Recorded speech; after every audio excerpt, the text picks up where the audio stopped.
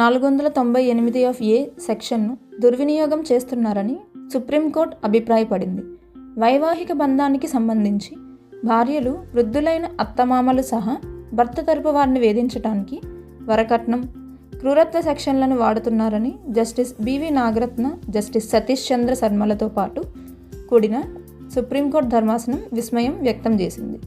ఘటనలను ప్రస్తావించకుండా ఈ తరహా సెక్షన్లను ప్రయోగించడంతో ప్రాసిక్యూషన్ వాదన బలహీనపడుతుందని పేర్కొంది.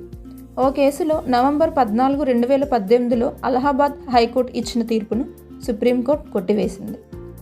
నెక్స్ట్, నేపాల్కు భారత్ 15 ఎలక్ట్రిక్ వెహికల్స్ బహుమతి.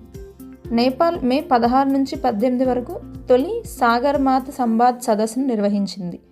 ఈ కార్యక్రమాన్ని ఆ దేశ ప్రధాని కేపీ శర్మ ఓలీ ప్రారంభించారు. ఈ సదస్సు కోసం భారత్ ఆ దేశానికి 15 ఎలక్ట్రిక్ వాహనాలను బహుమతిగా ఇచ్చింది. ఈ సదస్సులో climate change, mountains and the future of humanity అనే అంశంపై చర్చించారు.